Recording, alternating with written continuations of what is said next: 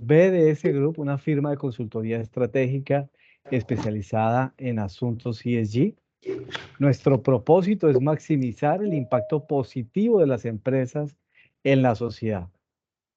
Como empresa, somos una empresa B certificada, somos miembro de las empresas BIC por el gobierno de Colombia, somos implementadores socios del GRI, somos parte del Pacto Global de las Naciones Unidas, somos multiplicadores B y parte de la red de consultores en sostenibilidad. Tenemos 3 líneas de negocio, una línea de consultoría estratégica ESG, una línea que es de tecnología para la sostenibilidad, que es nuestro software Sagio ESG Business Software, y una línea de proyectos climáticos. Vemos la sostenibilidad desde esta perspectiva en la que las empresas integran sus aspectos ambientales, sociales y de buen gobierno, partiendo desde un diagnóstico ESG, dando todo el viraje y todo el proceso de entender su estrategia desde la doble materialidad, los riesgos, construir productos y servicios desde una perspectiva sostenible, una estrategia de reputación y por último acompañamos con el informe integrado de sostenibilidad. Tenemos también servicios en diferentes áreas de la sostenibilidad, en ambiental, social y de buen gobierno. Y bueno, pues hoy quiero presentarles a Luis de la Torre.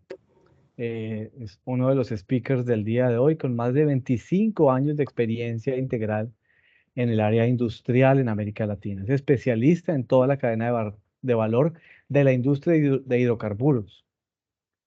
También experiencia en transformación, reestructuración y rediseño de operaciones sostenibles, seguras y comprometidas social y medioambientalmente. Le damos una bienvenida a Luis y también tenemos a Stephanie Arteaga Márquez, la CEO de BDS Group. Es una profesional en relaciones internacionales, candidata al PhD en Administración de Relaciones Internacionales y Magister en Desarrollo Sostenible, especialista en marketing y opinión pública, y ha liderado proyectos de sostenibilidad en España y América Latina. También, Steffi, muy bienvenida. Y hoy pues nos acompañan ellos dos para hablarnos de las exigencias del reporte sobre huella de carbono, qué marco escoger, GHG Protocol o ISO 14064. Para todos, muy bienvenidos y que disfruten de este espacio. Muchas gracias, Santiago. Muchas gracias, Luis, por estar con nosotros en este espacio.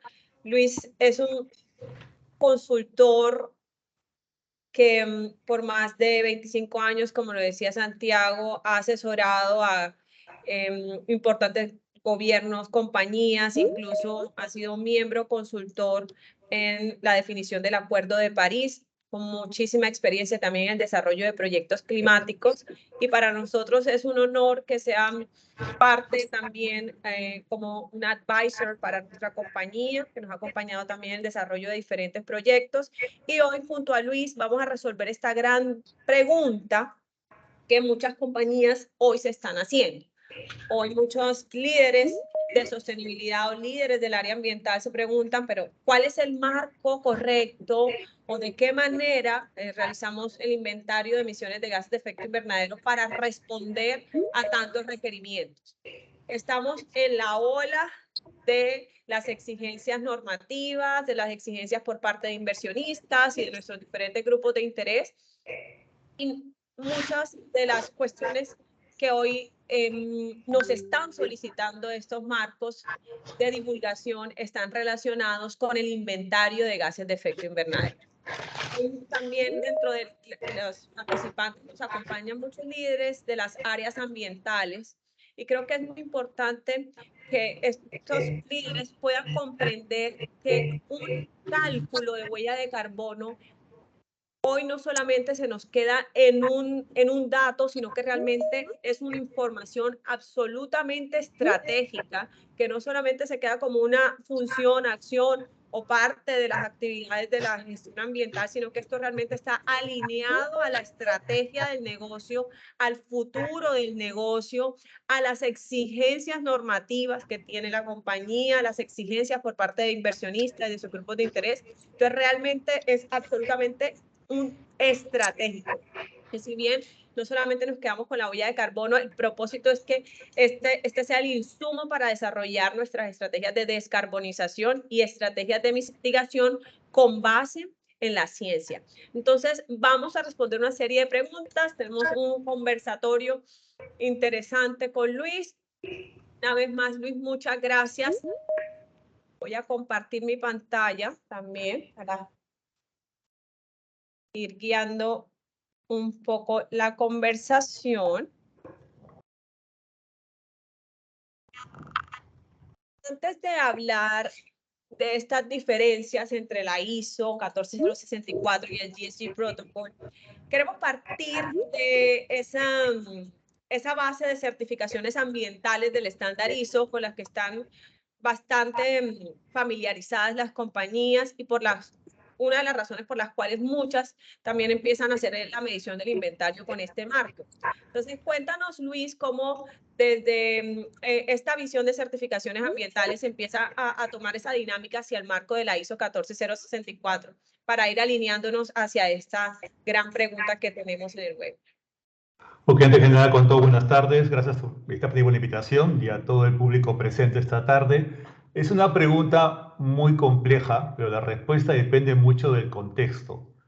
Voy a hablar primero del tema de ISO 14064. Si hablamos de ISO-normas y sobre todo la mayoría de ustedes que está en el negocio de operaciones, tienen una operación que ha apostado en las últimas 3 décadas, que empezó en América Latina el tema de las ISO 9000, posteriormente los temas de ISO 14001 para temas de medio ambiente, luego los temas de la ISO 45000 para temas laborales, y prácticamente en los últimos 10 años, por la presión por el cambio climático, estamos trabajando ahora en la ISO 14064 de inventarios, y en algunos casos complementada con la ISO 50001 de manejo de energía. Entonces, el tema de energía y el tema de cambio climático han cobrado fuerza en el universo ISO, de certificaciones que muchas compañías manejan.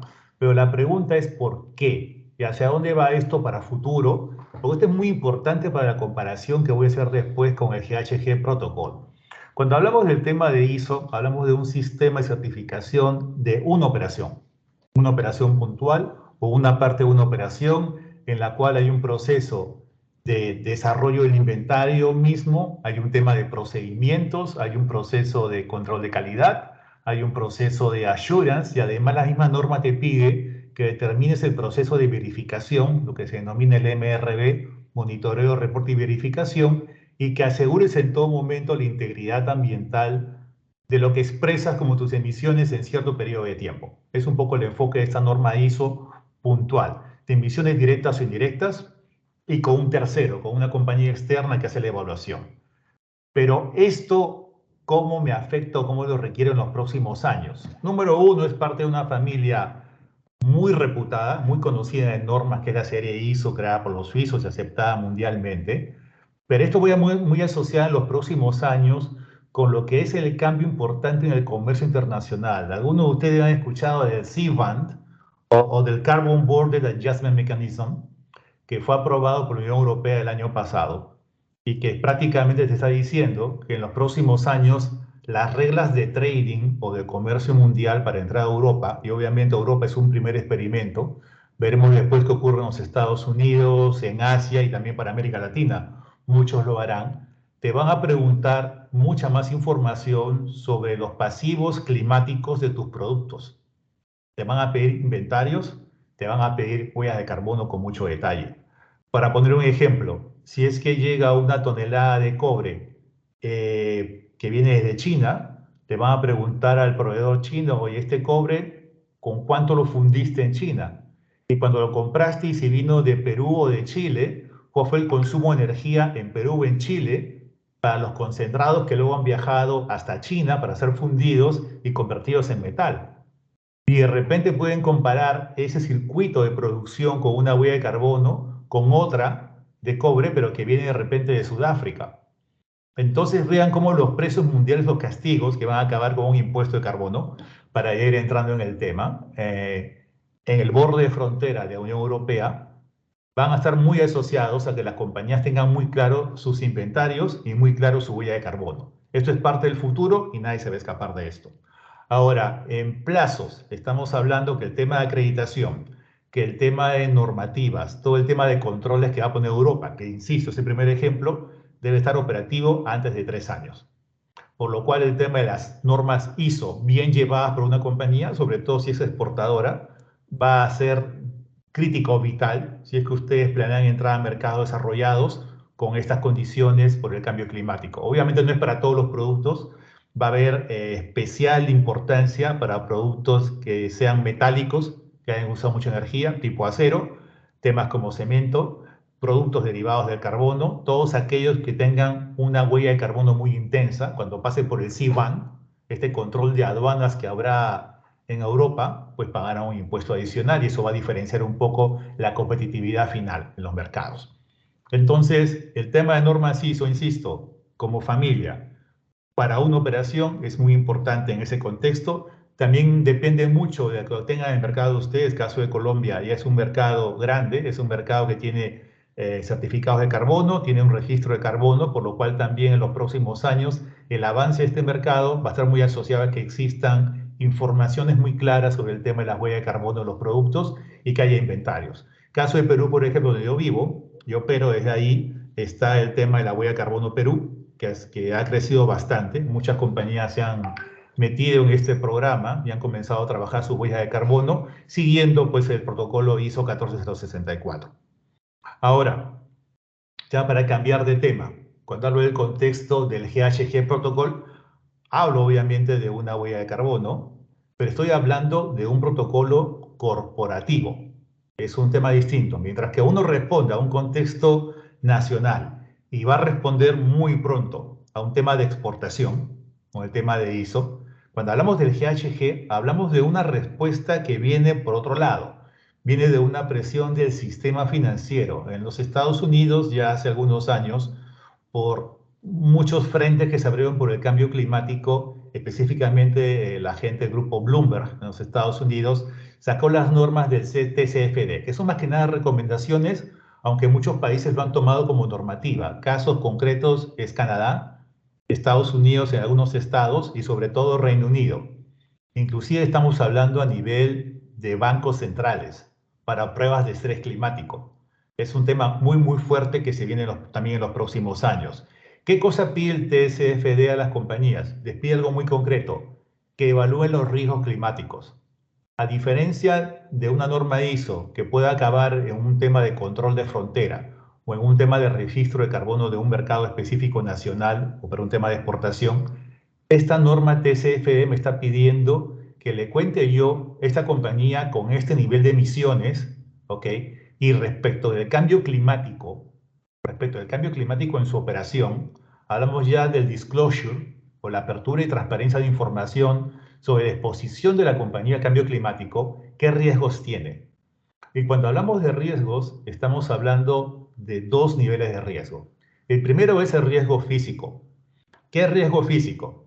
Yo tengo de repente una operación que está cerca al mar. Y cerca al mar quiere decir 10 kilómetros. Pero si yo hago un modelamiento de cambio climático en esa zona donde está mi fábrica o mi operación logística, de repente sé que por el incremento de temperaturas, estamos hoy en día con 1.5 grados más, no olvidemos eso, de repente para el 2050 estamos con 1.4 y el incremento del nivel del agua devora parte de la costa, 20 kilómetros, y afecta mi operación. O de repente no la afecta del todo, pero tengo clima muy inestable, agudo, con lluvias muy frecuentes, con caídas de montañas, desniveles, con lo cual se complican mis circuitos logísticos, mis ventas y pierdo dinero. Hay un efecto financiero. Ese es el famoso riesgo físico, un riesgo por el clima agudo o inestable. La segunda condición tiene que ver con riesgos de mercado. Si es que en los mercados donde yo opero, están mis operaciones, aparecen impuestos de carbono o aparece algún tipo de situación muy específica del mercado por mi tipo de negocio. Por ejemplo, Soy un productor de ganado, y saben ustedes que el ganado produce mucho metano en la alimentación de los animales vivos, vacas, por ejemplo, carneros. Y por el tema de producción de metano, el Estado me pone multas si no cambio mi estilo de manejo de alimentación de animales. Uno puede alimentar animales pastando o uno puede alimentar animales con comederos dedicados. Y en ambos casos la condición de la huella de carbono cambia para los animales, porque ellos al rumiar van a producir metano y emitir cantidades muy importantes. Entonces, si es que yo manejo de repente procesos con pastura y hago que la pastura sea rotativa, consigo algún tipo de mitigación en la pastura, que es un tema muy complejo, o sea, científicamente no es fácil de verlo y tiene normativas muy sofisticadas para poder medirlo, pero muy posiblemente muchos temas de pastoreo acaben siendo orientados a ese enfoque más que una alimentación con un comedero dedicado. Y esto va a afectar mi negocio. Me voy a cambiar, me cambia los costos, puedo salir de mercado, puedo quebrar. Entonces, vean cómo este protocolo me está obligando a dar otra perspectiva al tema del cambio climático, una perspectiva de riesgos. Y obviamente el tema no queda únicamente a nivel de riesgos físicos o de riesgos de mercado. También me pide el protocolo en el tema de disclosure, de apertura de la información y mis riesgos, perfecto. Si evalúo este inventario, ¿cómo es la distribución? Porque obviamente en mercados más grandes como el norteamericano, donde el mundo corporativo tiene muchas empresas, hay por ejemplo un holding de compañías, uno puede manejar en un holding 15, 20 empresas con una participación en cada compañía de 5%, 10%, 100%. Entonces, ¿cómo distribuyo las emisiones en función a mi participación financiera? Es una pregunta importante y que no exista doble contabilidad, que también es un tema muy importante en cambio climático. No hay que mentir, la doble contabilidad es un problema si es mal manejado. Por esos motivos, el protocolo GHG lo que hace es determinar, oye, tus emisiones que estás calculando son de tipo 1, de alcance 2, de alcance 3. Y esto cambia radicalmente y te pide la norma de modo específico que por lo menos tengas claro tu alcance 1 y tu alcance 2. ¿Qué es un alcance 1? Son las emisiones propias de tu operación, que es lo que verías, por ejemplo, como emisiones directas se aplica la norma ISO. Y un alcance 2 son emisiones indirectas, bajo ISO, pero bajo el GHG son muy específicas. Son las emisiones por el uso de electricidad. Y no es cualquier uso de electricidad, es la generación de electricidad, en el cual tengo la actividad, los megavatios hora, multiplicados por su factor de emisión, que depende mucho de la red. Si es renovable es 0, o muy cerca a 0, o si es de repente una mezcla con gas natural y con circuitos con agua, puede ser un 0.4 toneladas de CO2 por cada megavatio hora. Y esto es la parte de generación. Tengo además la parte de transmisión, que ya depende desde el generador cuántos kilómetros manejes de envío de energía con una distancia X kilómetros a tu operación, que también implica una pérdida de energía y de carbono en el camino. Sería el alcance 2. Y el alcance 3 sería tal vez el más complicado. El GHG te pide que hagas el esfuerzo de calcularlo, pero no es fácil. Y le pongo un ejemplo. Una bolsa de té. Una cosa muy sencilla. Si pensamos en una bolsa de té en el alcance 1 es cuánta energía he usado para poder producir la bolsa de té. Una bolsa de té de 10 gramos serán 0.0 algo watts por cada bolsa de té, que es la energía que he usado de repente de un caldero de vapor para poder secar el té. El transporte no está considerado ahí, está el secado únicamente y la electricidad tampoco alcance 2 para producir la bolsa de té. Entonces tengo muy poquita energía para el secado y la manufactura de la bolsa de té. Mi alcance 1. Mi alcance 2 es la electricidad que usé para poder mover la planta e iluminarla, que también es muy poca energía. Entonces vean que en una bolsa de té el alcance 1, el alcance 2 o Scope 1 o Scope 2 en el GHG es muy pequeño. Pero el alcance 3 es muy complejo, porque se vuelve una banda, un rango. Yo no puedo medirlo fácilmente, tendría que hacer un trabajo estadístico. Me explico mejor. La bolsa de té, de repente, alguien hace té usando gas natural, alguien hace té con un calentador con placas solares. En ese caso, las emisiones son 0. Pero si usó gas natural, la cantidad de energía es brutal en comparación al secado o lo que ha sido la iluminación en la planta para producir la bolsa de té, con lo cual es muy difícil evaluar un alcance 3, pero te pide la norma que hagas un trabajo estadístico para poder computarlo. Entonces, hacia eso va un poco la diferenciación. Creo que son dos campos que tienen en común el tema del inventario, tienen en común la huella de carbono, pero los enfoques son distintos en buena medida. Entonces, el contexto es muy importante. No sé si estaré con eso la pregunta, Stephanie, o lo mareé de repente. Gracias, Luis. Y justamente haciendo un recorrido por lo que nos contabas, se nos ha convertido este dato de nuestra huella de carbono, que ha sido orientado más más allá de conocer el indicador de una compañía, a entender también el enfoque de riesgos, cómo desde el enfoque de riesgos, GSG Protocol, que es incorporado dentro de TCFD, nos dice, necesito que la compañía me reporte cómo estas emisiones de gases de efecto invernadero constituyen también un riesgo para la sostenibilidad financiera del negocio. ¿Sí? Y TCFD, un marco que hoy está siendo normativo, por ejemplo, para Colombia, para las entidades que son emisoras de valores, ¿sí? De tipo A, ya deben empezar a hacer sus reportes con TCFD, y TCFD, el marco que utiliza es el GSG Protocol.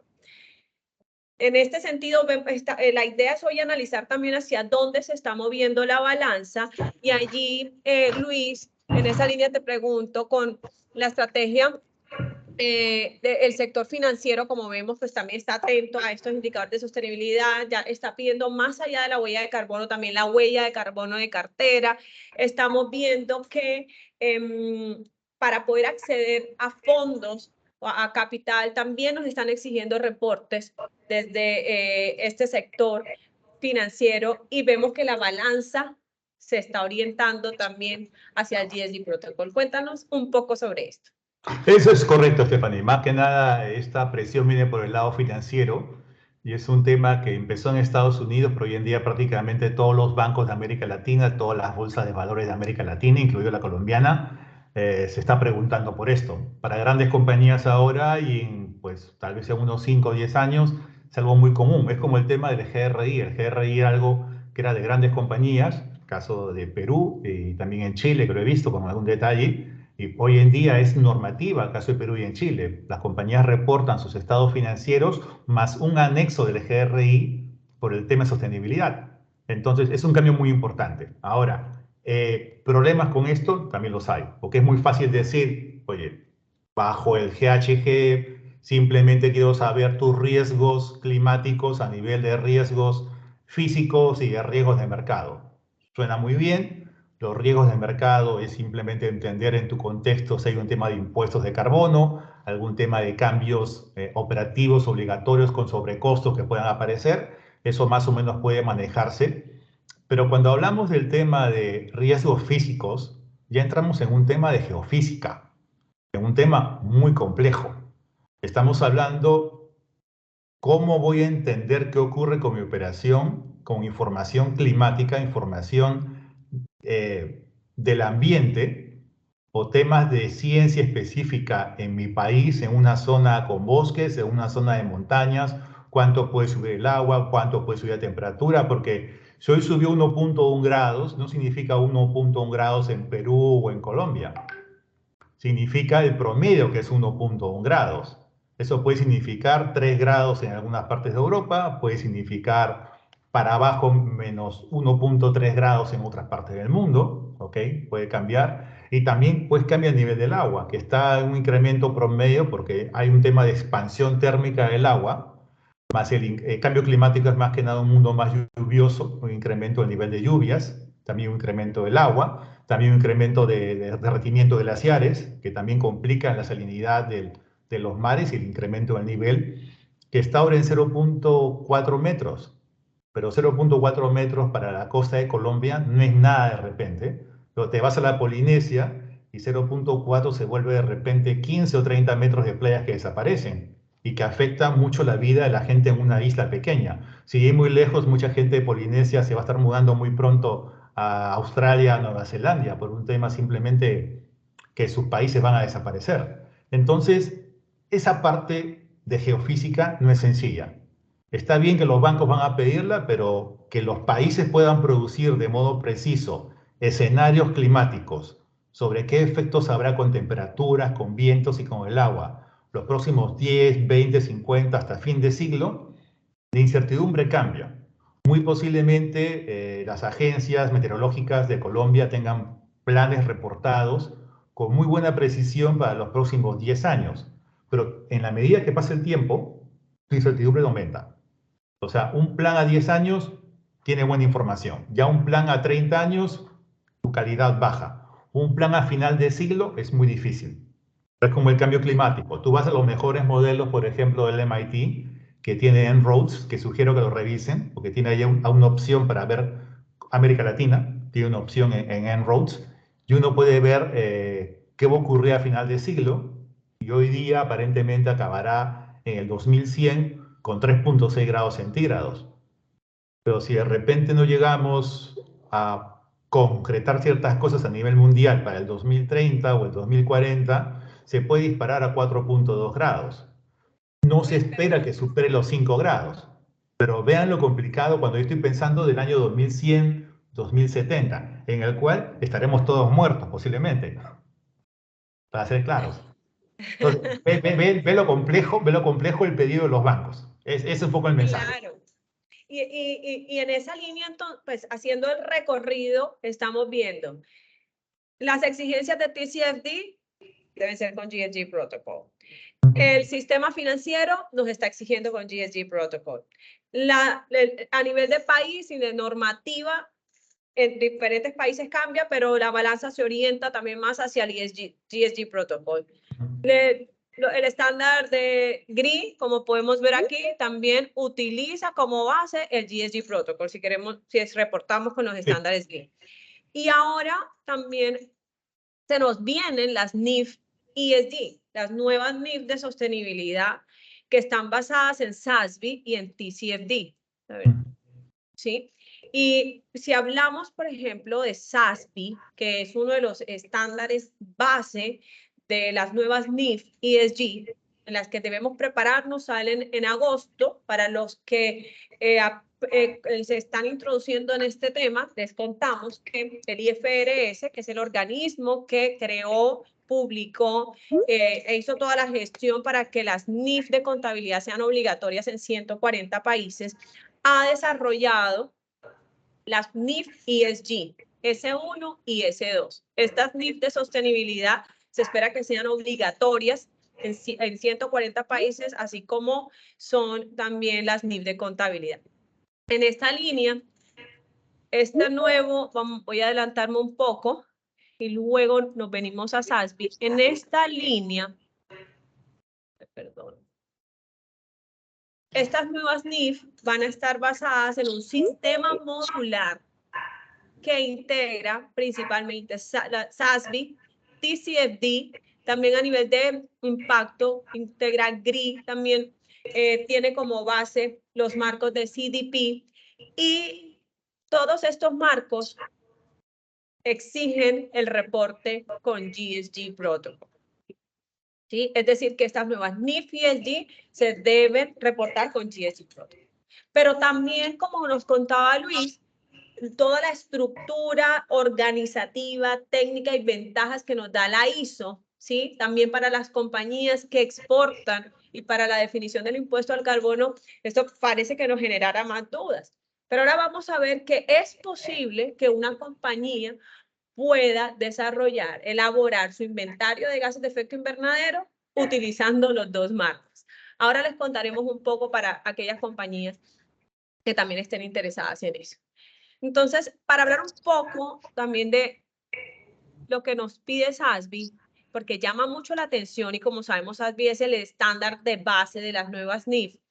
SASB, por ejemplo, nos dice que se basa en el GSG Protocol, pero no exige los 3 alcances para todas las industrias, porque esto está alineado con el nivel de riesgo que tiene las emisiones para una industria ¿sí? Recordemos que SASB es el estándar que fue creado también por los inversionistas para que las compañías divulguen cómo estos asuntos impactan financieramente el negocio. Y vemos que, por ejemplo, de los 77 estándares sectoriales, solo 22 deben reportar con alcance 1, 35 con alcance 2 y el alcance 3 depende de algunos sectores. ¿Sí? Como podemos ver, ¿sí? SASB nos da el lineamiento y sí es muy importante porque si nosotros estamos haciendo la medición únicamente con la ISO 14064, nuestro reporte con las nuevas NIF o con TCFD, que TCFD nos pide que no solamente reportemos un año de inventario, sino que reportemos también el histórico del inventario, es muy importante que las compañías puedan tener también estas equivalencias para evitar reproceso. ¿Qué opinas tú de esto? Bueno, mira, Estefanía, acá hay un actor que falta en esa historia, que son las compañías de seguros también, me faltó mencionarlo, y obviamente todo que ha sido IFRS por el tema contable, todo acaba en un tema de riesgos. La compañía de seguros, como ejemplo, ha incrementado sus primas los últimos 10 años, casi un 25%, de a poquitos. No muchos se han dado cuenta de esto, pero de a pocos han ido subiendo sus primas, sobre todo por el tema de cambio climático. Y obviamente el impacto en el IFRS, en los reportes contables, tiene que ver con el concepto de impairment. El impairment test es una prueba que hacen todas las compañías grandes para revisar su valor como compañía, su nivel de venta, su proyección de riesgos, inversiones, ya sea una proyección de flujos a 5 años como parte de su valor de empresa. Este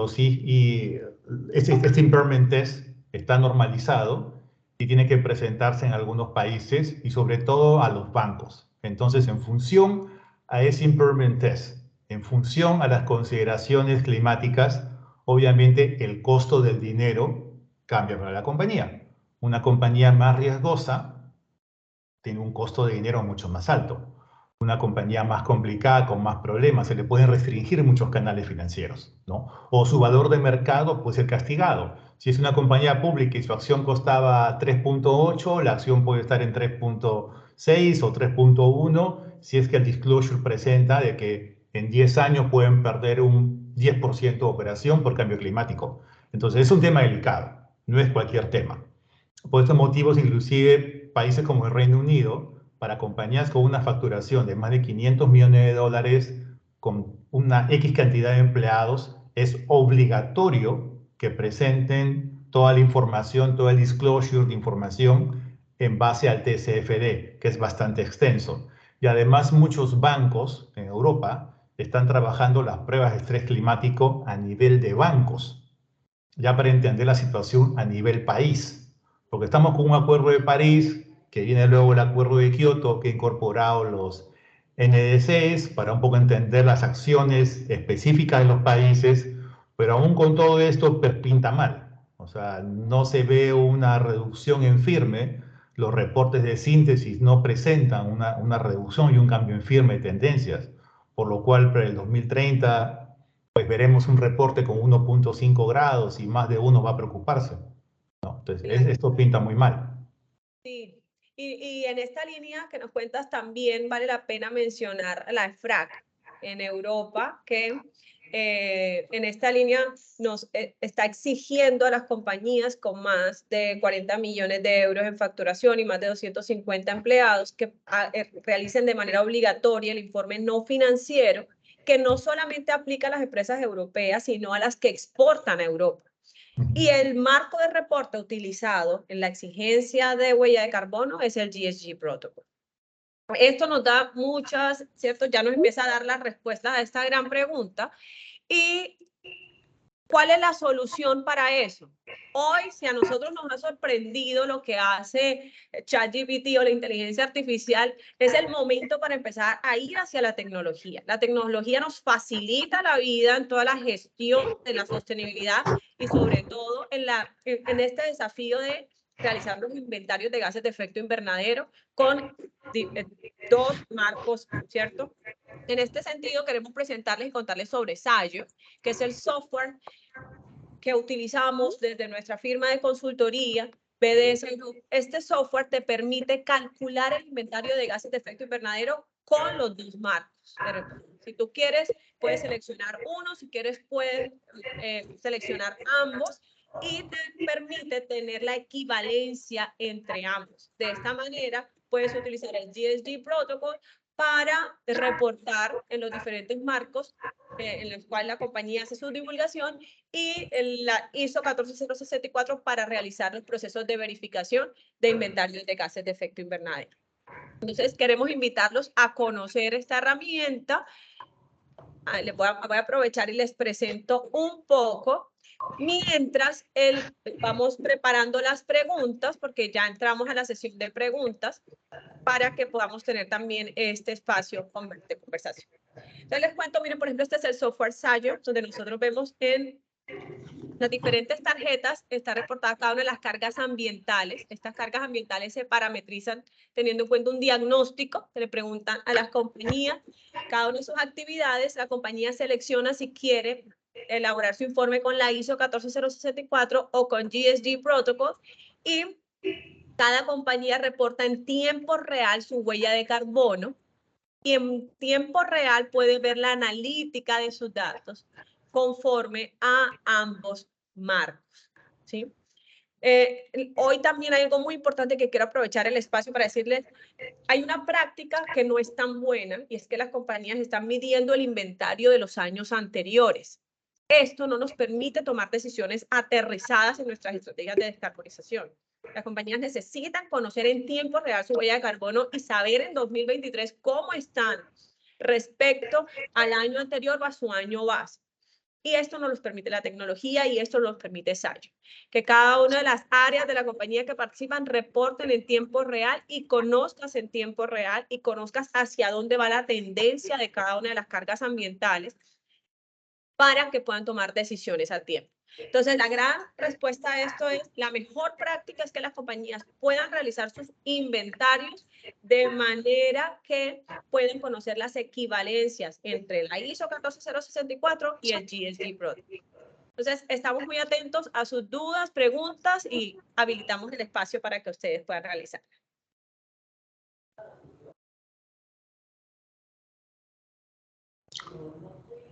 A ver, hay una pregunta aquí en el chat, ¿la puedo ir respondiendo, Stephanie? Sí, claro, adelante. Me preguntan por el tema de datos. ¿Sabe? Cuando hablamos del tema de lo que es la ISO 14064, estamos hablando más que nada de las emisiones de una operación. Estamos hablando que el auditor va a revisar el procedimiento de auditoría o de control, va a revisar cómo se ha hecho el inventario, el seguimiento de requisitos y procede con la verificación y consistencia de este inventario que ha hecho la compañía, ¿no? Que está cargado en algún sistema propio de la compañía, ya sea en SAP o lo que fuera, porque tienen ustedes típicamente dos cosas. Tienen los datos de actividad y tienen el factor de emisión, que la compañía ya definió previamente. La multiplicación de los dos me va a dar el inventario en cierto tiempo, que típicamente es de un año. Cuando hablamos del GHG Protocol, adicional al tema del inventario, me están pidiendo una evaluación de riesgos, que es un tema adicional. ¿Y en qué sentido? Me están pidiendo mi exposición a riesgo, y eso ya depende mucho de la información que tenga cada país, ¿no? De repente a 5 años o a 10 años, por un tema de cambio de clima o un tema de cambio de condición del mercado climático. Ya expliqué que el tema de cambio de clima puede ser simplemente que hayan 2 grados más de temperatura, que haya un incremento del nivel del agua, que haya más huracanes o tornados cerca de la planta y me complique mi logística. O de repente mi operación, y esto es muy interesante, mi operación está en Colombia, pero yo dependo de un componente que viene de Asia. Y en Asia puede haber un problema climático muy pronto que me complique toda mi logística y ya me afecta estando en Colombia. Entonces, es parte de la evaluación que hago de riesgos. O lo otro es que en mi mercado, en Colombia, salga un impuesto de carbono y se duplique en los próximos 5 años por un tema simplemente que en el Congreso un grupo verde fue mucho más agresivo. Y esto debe estar considerado también, ¿no? Son temas que pueden cambiar la economía de una compañía.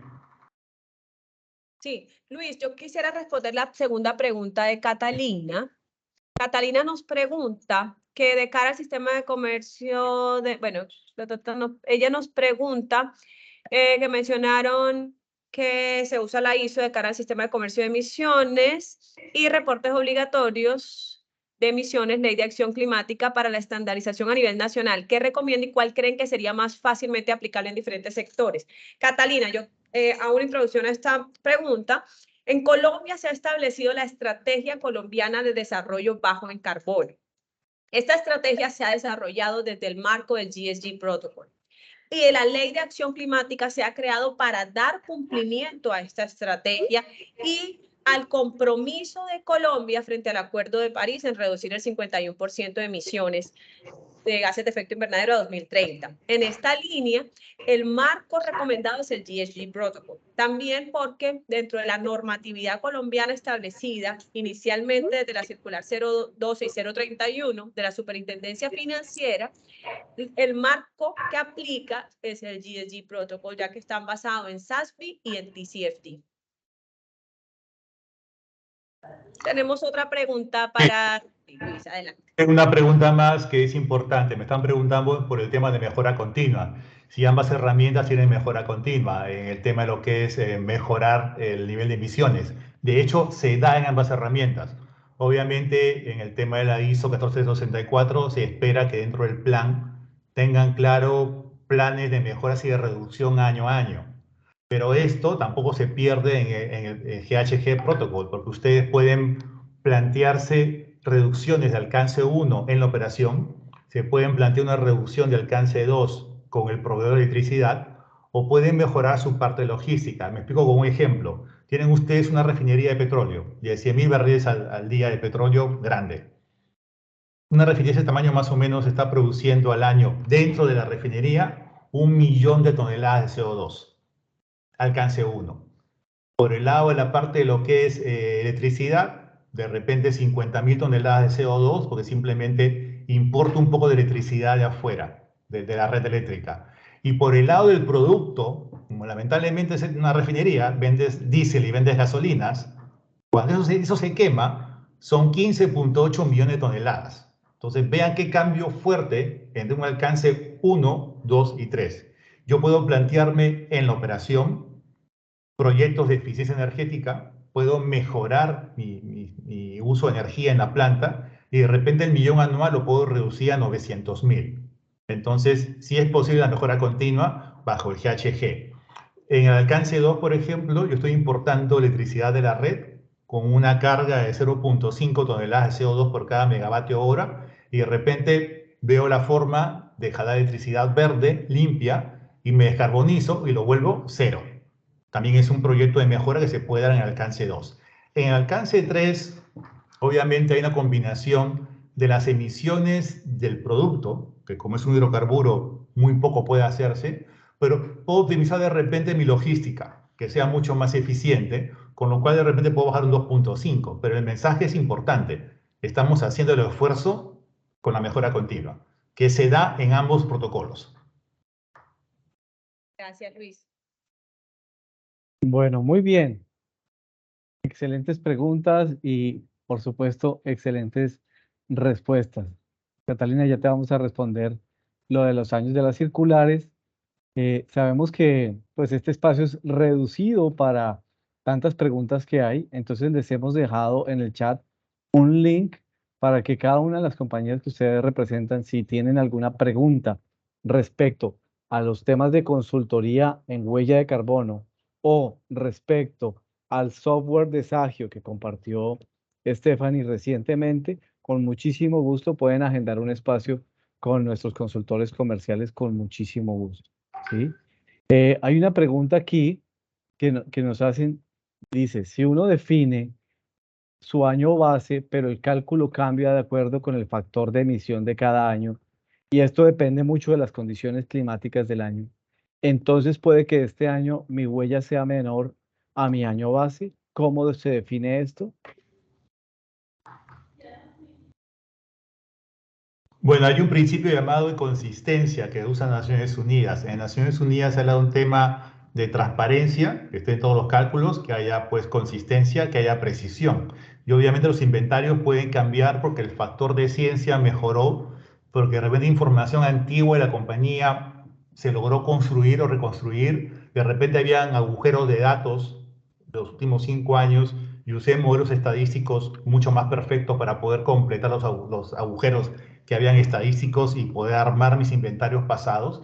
Entonces, los inventarios son un tema vivo. Uno los puede mejorar. En la medida que pueda demostrar que tiene el tema de ciencia y el tema de estadística muy claro y que mantenga la consistencia en el tiempo. Y si hay un cambio del factor, se tiene que recalcular para atrás todo, es lo normal. Y además son principios que se aplican a los inventarios nacionales.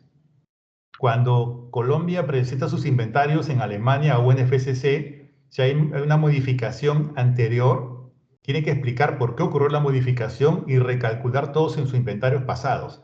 Entonces son principios ya prácticos, generales de trabajo para el tema de inventarios, si es que el tema de información mejora o la precisión con los modelos. Muy bien, muchas gracias, Luis. Bueno, aquí nos hacen una pregunta sobre Sagio. Nos dice, ¿es posible incorporar las emisiones financiadas a través de esta herramienta? Por supuesto, Sagio. Y por otro lado, ¿considera o muestra el alcance 1, 2 o 3 de manera anual para definir o modelar metas y o ambiciones? Adelante, Steffi, con esta pregunta. En este sentido se refiere a las emisiones de huella de carbono de cartera, ¿no? Que están basadas en el PCAF. En este caso nos toca hacer una parametrización específica para esa medición de huella de carbono. La herramienta no nos permite, sin embargo, hoy, digamos, lo que estamos presentando es medición de huella de carbono basada en GSG Protocol e ISO 14064. Y las emisiones financiadas las medimos conforme al PCAF, que es otro marco que puede ser parametrizado en la herramienta. Y la segunda pregunta que nos dice, ¿considera la muestra del alcance 1, 2 o 3 de manera anual para definir y modelar metas y ambiciones? Sí. Sagio nos permite diseñar nuestra estrategia de descarbonización, diseñar nuestro plan Net Zero, hacer seguimiento a nuestros indicadores, a nuestros objetivos de descarbonización y comparar también el comportamiento de cada una de nuestras cargas ambientales, de cada uno de los alcances, y además nos permite hacer modelaciones y ver las tendencias de nuestros indicadores. Excelente, Steffi, muchas gracias. Aquí hay otra pregunta, dice que frente a la medición en empresas que tienen empleados en trabajo remoto, alterno y 100% presencial, ¿cuál es el indicador más preciso para calcular el consumo indirecto de energía en alcance 2? ¿Y cómo se aborda desde los enfoques, de los dos enfoques? A ver, creo que en ambos casos, como alcance 2, te piden la información de la energía que ha sido consumida. Un empleado que está remoto tiene una laptop, tiene una computadora y una impresora. Y obviamente la electricidad va a ser un poco difícil, pero igual no es imposible, con el recibo de la luz que tiene en su casa. Y en función a eso tendrá que reportar y hacer la discriminación con un estimado de tiempo, porque típicamente se va a mezclar la información de la casa con la información de la computadora que usó para la compañía. Entonces, habría que hacer un estimado que sea conservador. Ahí prima mucho el tema que sea conservador el dato, ¿no? Si de repente es 45, puedo decir 50 para poder cubrir el tema de incertidumbres. Lo que decimos Tier 1, Tier 2, Tier 3, que sea un Tier 1 por default, que pueda cubrirlo correctamente. Y obviamente si son empleados que están en una misma zona, pues el factor de emisión de la zona es conocida, la compañía, entonces se puede preparar un protocolo de cómputo mensual de los kilovatios consumidos con un factor de emisión único. Eso es factible. Aparte de eso, tenemos el tema de que de repente imprimen y tienen papel y esa disposición final también tiene emisiones que entrarían en la categoría 1 propias de la operación. Posiblemente, ¿no? Es una pregunta muy interesante y eso de paso. Esta que han hecho y que es de la vida real. Ahora muchos empleados trabajan a distancia, ¿no?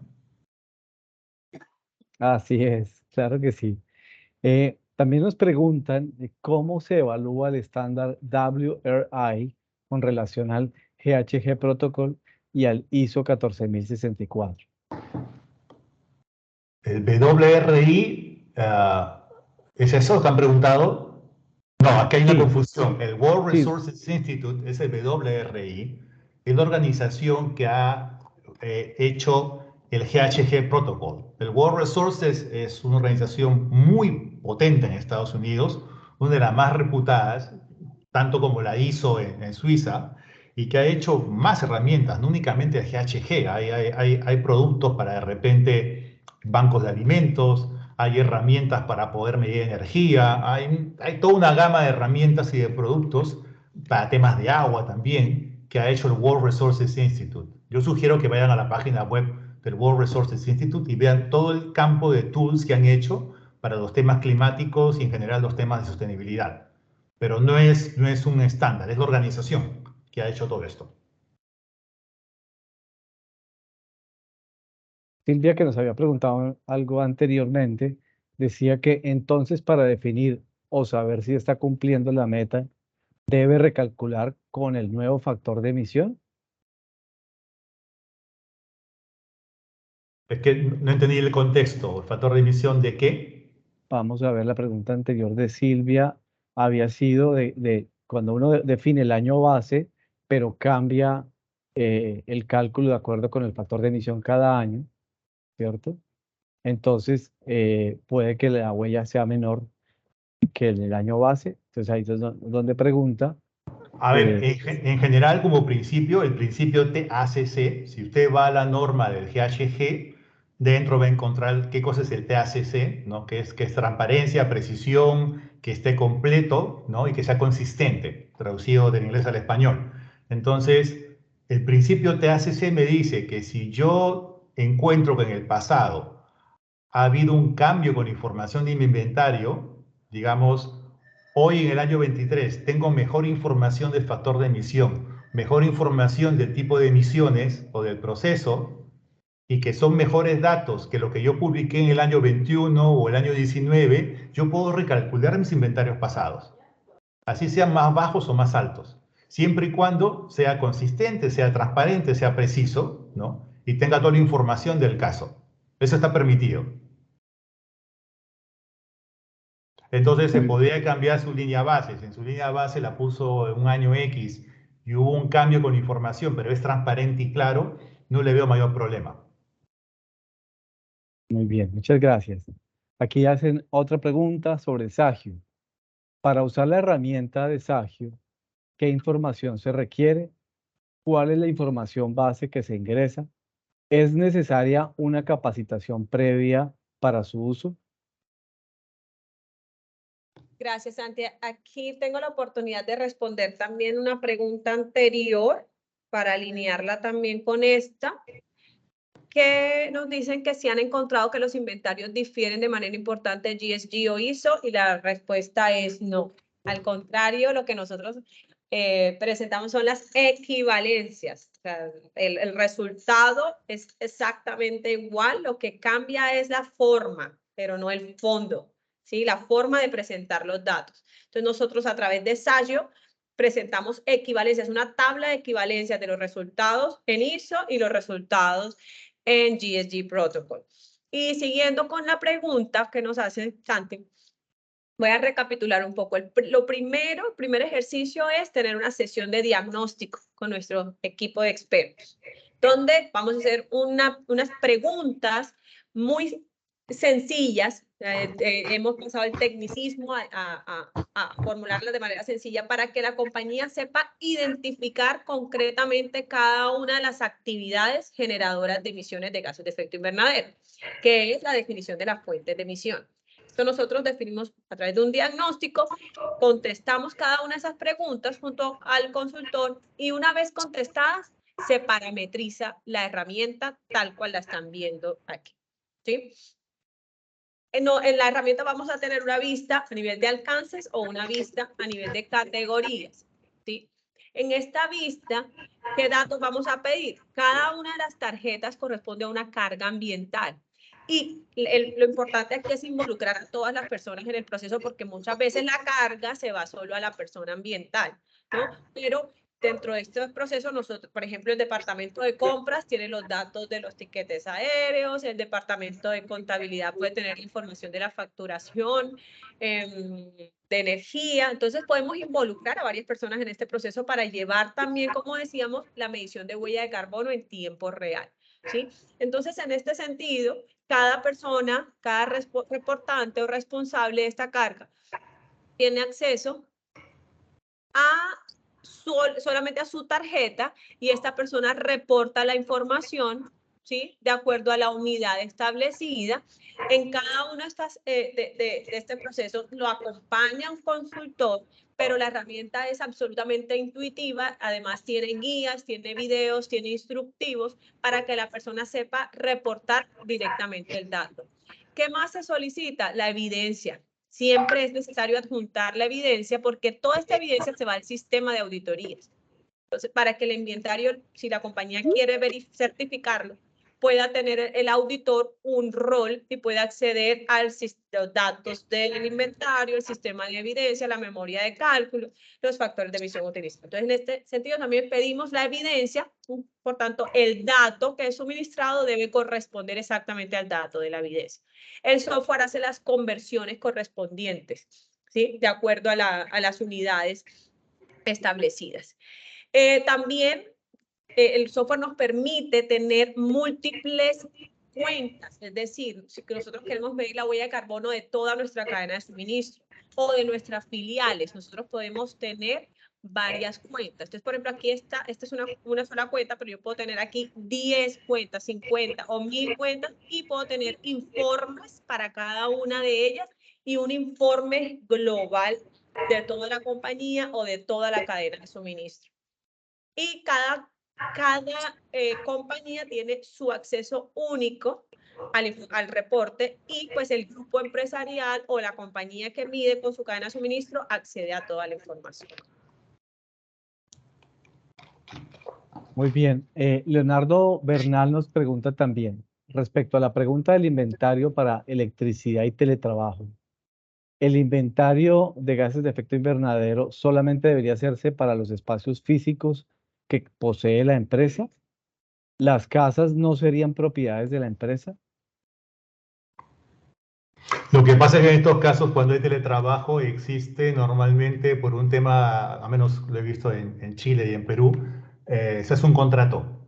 Se hace un contrato para que el tema legal, laboral esté cubierto y en ese contrato queda el tema de equipamientos y potencias establecidos.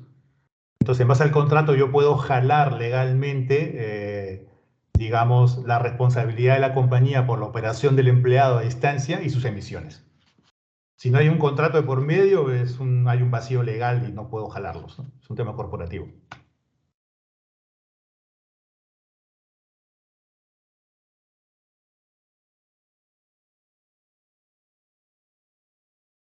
Ok. Bueno, María Fernanda nos pregunta, ¿cómo se podría calcular un factor de emisión para combustibles propios y procesos? ¿Cuál es la metodología para la validación? Lo que pasa es que, a ver, ese tema sería un tema como privado o un tema como país. Caso del país, cada país tiene un equipo de inventarios que está en el Ministerio del Ambiente de cada país. De hecho, conozco el de Colombia. Entonces, Colombia, esos inventarios en la parte de energía está aplicando en algunos casos factores por defecto de tipo Tier 1. Y cuando aplica factores de tipo Tier 2 es porque ha conseguido que las compañías que producen combustibles o gas natural en Colombia den información precisa cada año, porque esa evaluación de combustibles no se hace en América Latina, lo hacen pocos laboratorios y se tiene que mandar fuera a los Estados Unidos o Europa. Lo que sí hay son estimaciones, pero es mucho mejor que el tema del sistema calorimétrico, bomba de calor y el tema de composición química sea certificado por un tercero. Y esto, como les digo, se hace en los Estados Unidos normalmente. Para fijar un nivel tier 2, ¿no? Caso de un Tier 3 ya es propio de un proyecto. Cuando hablamos de combustible nos quedamos en Tier 1 o en Tier 2. Hasta ahí nomás llegamos. De acuerdo. Ya estamos por terminar. Muy buenas estas respuestas, Estefan y Luis. Vamos con la última. Dice, ¿cómo me serviría esto para hacer comparación entre las huellas de carbono producida por empresas y los proyectos de mitigación y compensación de huella de carbono implementados por la misma? Teniendo en cuenta que en Colombia la herramienta Renare está fuera de servicio para cargar los proyectos de compensación.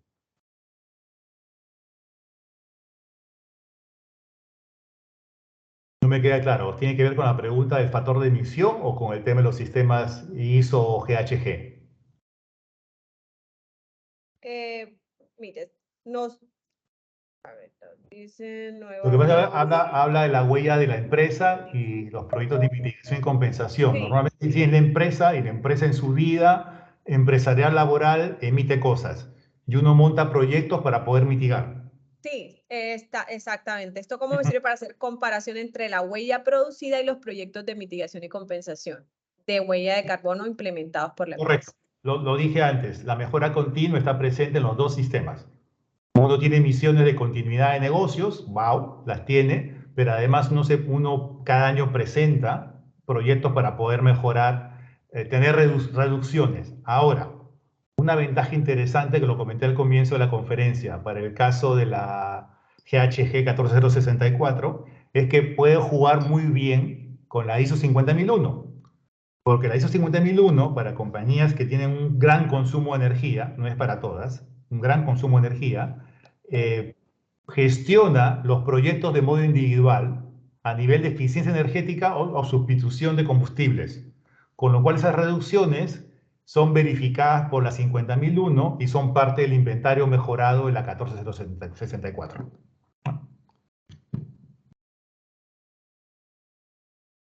Como ejemplo de Bueno, relación empresa-proyectos, ¿no? muy bien Luis, muchas gracias. Estefi, muchas gracias.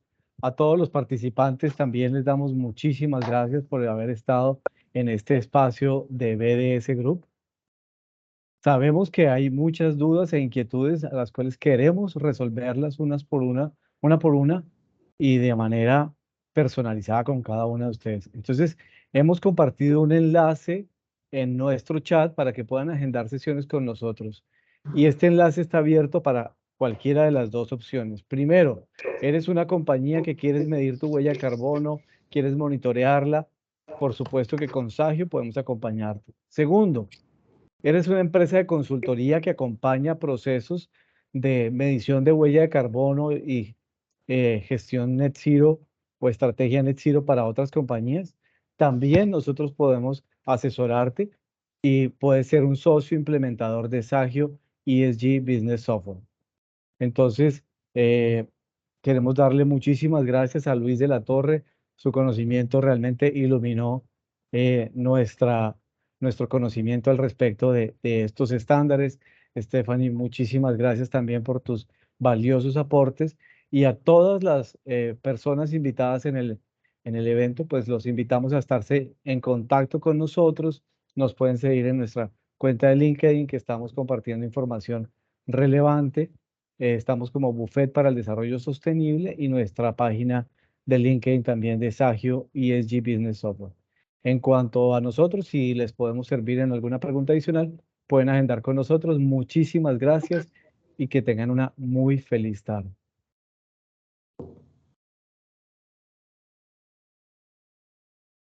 Gracias a todos. Feliz tarde. Con todo, Muchas gracias. Hasta la gracias. próxima.